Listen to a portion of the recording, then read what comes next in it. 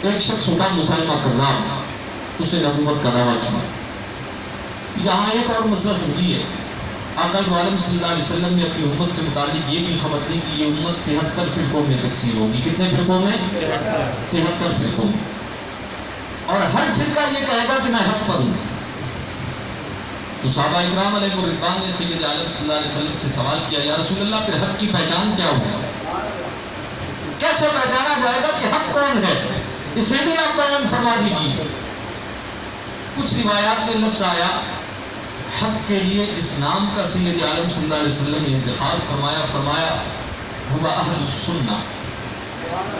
اہل حق جو ہے وہ اہل سنت ہوں۔ اور بعض روایات میں اس لفظ کے ساتھ سید عالم صلی اللہ علیہ وسلم نے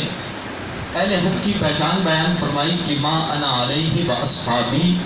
وہ اس راستے پر ہوں گے جس پر ہم اور ہمارے صحابہ ہیں، جس پر آقا عالم صلی اللہ علیہ وسلم کا عمل مبارک ہے، حضور کا فرمان مبارک ہے، رب کا کلام جس بات پر شاہد ہے۔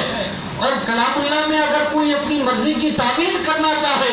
تو فرمایا پھر اس کی بات نہ سننا بلکہ وہ علیہ اصحابی، پھر عمل وہ دیکھنا کہ قرآن تو صحابہ نے بھی پڑھا تھا، اس آیت کے مقابلے میں انہوں نے کیا عمل کیا۔ سید عالم صلی اللہ علیہ وسلم کے حیات ظاہری سے پردہ فرماتے ہی مسلمہ کذاب اٹھا مدعی نبوت، اس نے نبوت کا دعویٰ کیا۔ اس نے نبوت کا دعویٰ اس جگہ پر کیا جہاں کے لوگوں نے اسلام کی تعلیمات مکمل حاصل نہ کی، یعنی ایک تو مدینہ کے رہنے والے لوگ یا مکہ کے رہنے والے لوگ جنہوں نے سید عالم صلی اللہ علیہ وسلم کی صحبت پائی، جنہوں نے چہرہ مصطفیٰ کو دیکھا، جنہوں نے مصطفیٰ کریم صلی اللہ علیہ وسلم سے دین کی تعلیم حاصل کی، جن کے قلوب و اذہان کو سید عالم صلی اللہ علیہ وسلم نے نور ایمان سے منور فرمایا، یہ لوگ تو ثابت قدم رہے۔ لیکن اس کے مقابلے میں کچھ لوگ وہ تھے کہ جو حضور کی بارگاہ میں حاضر نہ ہو سکے، بلکہ ایک شخص آیا، وہ اسلام لایا، اس نے جا کر اسلام کی تبلیغ کی، لوگوں کو دین حق کی دعوت دی، رب کا کلام پڑھ کر سنایا، ایک بڑا طبقہ اس طرح اسلام لایا۔ ایسے لوگوں میں ایک ایسا شخص ہوگا جو مدعی نبوت بنا، اس نے کہا کہ دیکھو محمد صلی اللہ علیہ وسلم اللہ کے رسول تھے، میں مانتا ہوں، اللہ کے نبی تھے، میں مانتا ہوں، تم بھی مانتے ہو، تم ان پر ایمان بھی لائے ہو، لیکن اب میں تمہیں کہتا ہوں کہ وہ دنیا سے چلے گئے، ان کی جگہ میں ہوں معاذ اللہ۔ اس دنیا میں جب بھی کوئی انسان کوئی دعویٰ کرتا ہے تو کچھ نہ کچھ لوگ اس کی حمایت میں کھڑے ہو ہی جاتے ہیں، اور کھڑے ہونے والوں کی مختلف اقسام ہوتی ہیں، کچھ ڈر کی وجہ سے، کچھ لالچ کی وجہ سے، کچھ کسی مفاد و محبت کی وجہ سے۔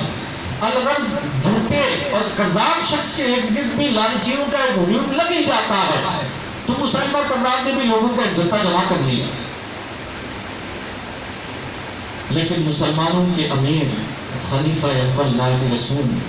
سیدنا صدیق اکبر رضی اللہ عنہ، وہ سنت کے پہلے محافظ ختم نبوت، ٹھیک ہے، آج جو جو تحفظ ختم نبوت کی بات کرتا ہے وہ صدیق اکبر کے لشکر میں شامل ہے، وہ ان کے نقش قدم پر چلنے والا ہے۔ صدیق اکبر رضی اللہ عنہ نے اس وقت یہ فیصلہ فرمایا کہ سارے مسئلے ایک طرف،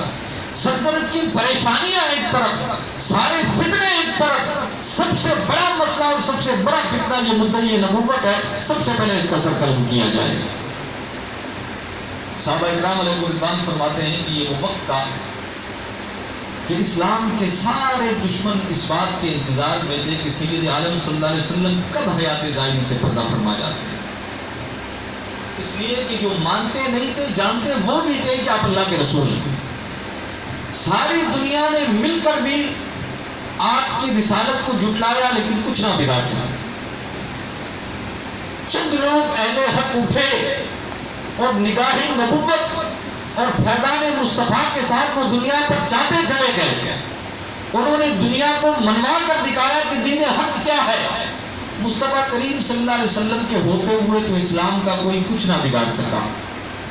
فتنے، دشمن، یہود و نصارہ، دشمن قبائل سارے اس انتظار میں تھے کہ حضور کے بعد اس امت میں فتنہ ڈالا جائے گا اور اس امت کو منتشر کر کے ختم کیا جائے گا۔ پہلا فتنہ یہ اٹھا۔ اب مسئلہ یہ تھا کہ لشکر اسلام جو ہے، اسلامی سلطنت کی فوج